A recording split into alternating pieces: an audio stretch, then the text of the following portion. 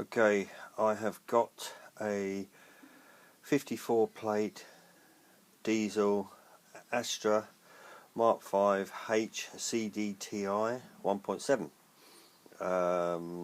The wife noticed a couple of times recently over the past month of it sort of hesitating, or although it started pretty good every time, it was down a little bit on power. I just thought it was the turbo or something like that needed cleaning out. She's coming home from work the other day and it just stopped directly in the middle of the road and give me a call, so I had to go and pick her up, and she was panicking because the traffic was right behind her. Anyway, I got in it and I thought, oh, I'll put it to the side of the road and start a motor, and it started up. So I pulled it to the side of the road and then it stopped. When another sort of like half a mile, it stopped again. I was just about to tow it home and it fired up again. I said quickly go home, which was another half a mile.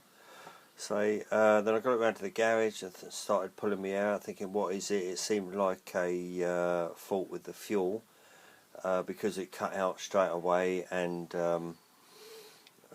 trawled the internet a little bit more and fiddled with a few wires and looked at the fuel filter. I thought, oh, there's an air leak coming in, and disconnected once the on the fuel rail, the injector rail. There's a sensor on there as well. It's a pressure sensor regulator, not regulator, just sensor. And I thought it was that, because immediately when it was running, when I did get it going for a short while, I pulled that off and it cut out immediately, just like it did when you're in the car. So basically, pulling my hair out, trawling the internet, loads of conflicting sort of advice, this, that, ECU, pump, pressure, and I was just about to get it tested. In fact, I was going to buy that sensor I was just speaking about on the rail for £180, literally, and then got advised by another mechanic that do a bit more home, start with the cheapest sensors and go from there. So this particular thing cost £50. It was a crank sensor. To be fair, this mechanic said it was a crank sensor, or try the crank sensor from the off. And in between it not starting and stopping, and me having to run the wife to work, it was getting on my nerves. So I phoned up an auto parts supplier, and they said, oh, which type is it? Is it one with a lead on it or without a lead on it? Rung up Vauxhall Garage, Vauxhall dealer, spoke to the mechanic, went out the back and had a cheeky word with him, and he said, well, look, try the fuel and the fuel filter, the rubber on the fuel filter. Try the flap. He said there's a throttle body flap, have a look at that, see if that's sticking, and that wasn't sticking. So got this crank sensor anyway. After all that, he said look at the crank sensor, and I said, well, how do you get to it? And he said, well, it's around the back of the engine. So looking at the engine from the front of the car, if you just open the bonnet and looking at it, it's literally 1 o'clock in in the 1 o'clock position behind the engine, not the front on the headlight side.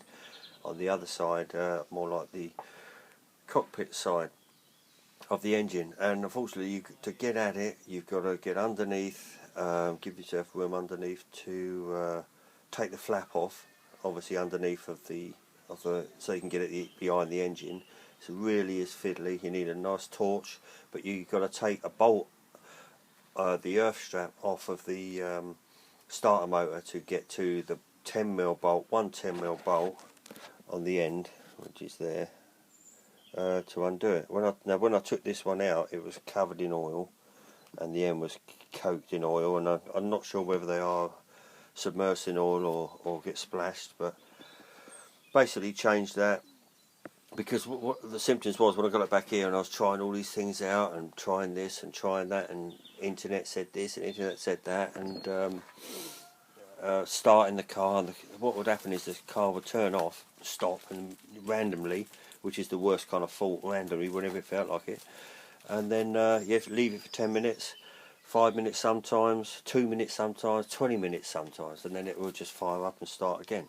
So but them periods got shorter and shorter and shorter of being able to start it up. I'd have to wait a long time. So I thought, right, okay, if I caution the wind, bought the crank sensor, £56.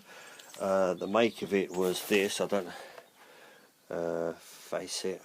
I'm not sure. They say you shouldn't buy anything off eBay. That didn't come off eBay. It came from a part supplier, so it should be pretty good. But anyway, put it on. The car's running really good. Back to its normal power. Starts. It hasn't broke down yet, and it's been 3 days. Okay, sorry that you've been listening to my droning voice, but that's made me a little bit happier.